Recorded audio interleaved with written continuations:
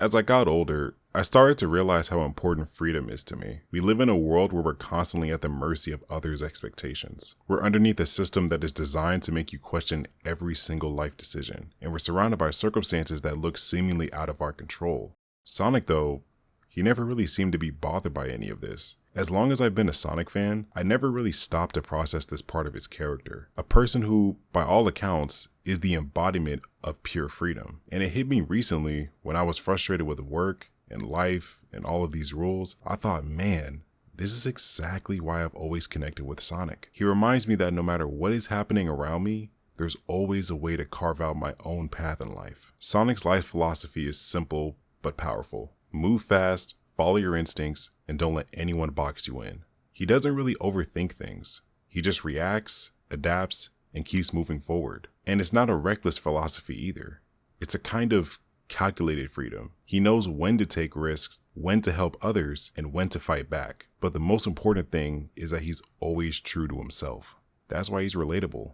Not just to kids playing the games, but to anyone who's ever felt trapped by expectations. Whether it's from family, work, school, or society, we all get stuck trying to fit the system. Sonic reminds us that there's always a path we can take that aligns with who we actually are. Sonic's freedom is more of a controlled awareness of how he himself wants to live. He wants others to have that same level of freedom, but if not, he'd be glad to use his to help them. There's something so inspiring watching a blue hedgehog constantly talk about following the wind. No clear set goal, no requirements, and no expectations. Whatever happens on his path, good or bad, he takes it in stride and embraces the journey. Sonic's philosophy is more experimental rather than theoretical. A lot of people in life always want structure and consistency. Hell, I'm one of those people. But sometimes life just throws curveballs, or the outcome just doesn't roll in your favor. Sonic doesn't really care about that though. So long as he makes his own choices, he is willing to live with the results. There have been plenty of times people were confused with Sonic's actions.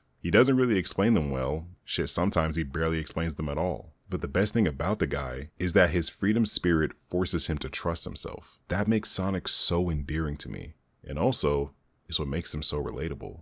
The relatability doesn't come from his speed. It comes from the self-trust his speed represents. We all want that unshakable confidence, that when life throws a confusing curveball, we won't freeze up trying to find a rule book. We admire Sonic because he demonstrates the kind of freedom we crave. A freedom rooted in believing, fundamentally, that your own instincts are enough. It's the ultimate confidence booster. Seeing him choose his own path, fully prepared to accept whatever comes next, he proves that the reward for living experimentally isn't just a faster run, it's more so of a stronger sense of self. And while Sonic's freedom is inspiring, it's not without its challenges. There's a double-edged side to freedom that I've come to understand personally within my life.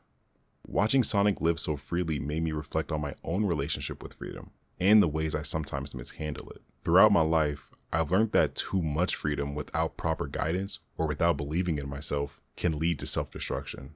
Sometimes it led me to put my own journey in the hands of others who didn't truly understand me. When my mom died at 15 years old, I became susceptible to any advice, no matter where it came from. If it came from someone older than me or an authority figure, I automatically assumed that they were right. Without a strong sense of my own judgment, freedom became a risk rather than a gift. Recently, I got fired from one of my part-time janitor jobs. It was an unfair termination. My coworkers told me I worked hard, but my manager disagreed and said I wasn't a great fit. In a previous conversation with him, he criticized my work ethic, and because he was my manager, I automatically believed him. This had a real effect on my mental health. I let someone who barely know me dictate how much effort I put into my work, and that made me question myself in ways I didn't even need to. That experience ignited a fire within me, because the freedom I want can't exist if others control my confidence. If I give 100% effort to something that doesn't value me or doesn't align with who I am, then what's the point? My time will be better spent understanding who I am, what I want, and using those lived experiences to carve out my own path. True freedom comes from experiencing life without letting external factors dictate what you can or can't do. It doesn't attack your ego, it just challenges the standards you've unconsciously set for yourself. Notice how Sonic is never too hard on himself? He's confident that his efforts are enough to handle whatever comes his way. He keeps moving and he keeps on fighting. Plain and simple. Sonic doesn't really have time to second guess himself. He's too busy living in the moment, in the middle of battle, in the middle of life. I realized that in my life, my efforts don't need to be proven because who I am is enough. Whether it's to my family, my career, my friends, or my relationship, I am doing enough. That to me is what true freedom feels like. But here's the thing that I've learned. Not everyone's definition of freedom is the same, and that's what makes this concept so fascinating. For me, freedom is about being confident in who I am and trusting my efforts. For you, it might look completely different. I mean, look at Sonic's friends. Each one of them has their own version of freedom. Shadow wanted to be free from his painful past. He spent so much of his time harboring all of his guilt and anger that he never really saw himself without it. His journey of coming to terms with his past and understanding it's okay to move on is what makes him one of the best examples of true freedom. Knuckles simply wants the freedom to guard the Master Emerald without interference. I'm sure everyone questions why he does this, but given his ancestral background, he's justified to do so. He might miss out on some casual fun, but you can always count on him to show up if needed. It's like his freedom is inseparable from his duty, which makes his character very compelling. Tails' freedom comes from trusting himself and being independent on his own. Of course, his philosophy mirrors Sonic, but he puts his mindset towards invention and discovery. All of this shows that freedom isn't a one-size-fits-all. It's deeply personal. As long as you're okay with making mistakes and trusting your intuition, you'll be okay. If there's a couple of things I want to take from Sonic's philosophy, it's to never stress about the direction of life. Freedom is truly defined by embracing the unknown and letting life guide you on the next path. It's like the wind, if you really think about it. Sonic has inspired me and many other people to continue pushing on. Life will get hard, people will doubt you, and not too many people will understand you.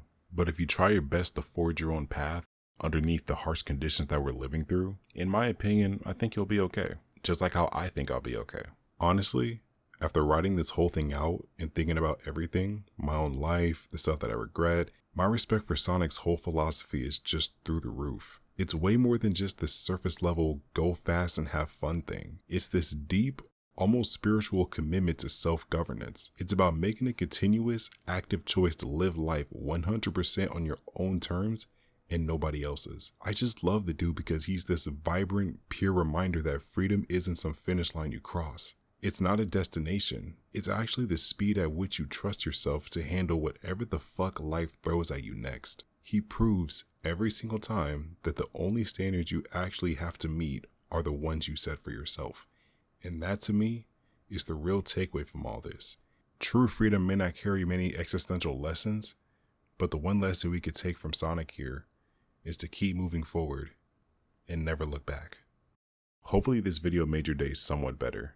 And as always, this is Breck, and I'm signing off. God bless, and take care.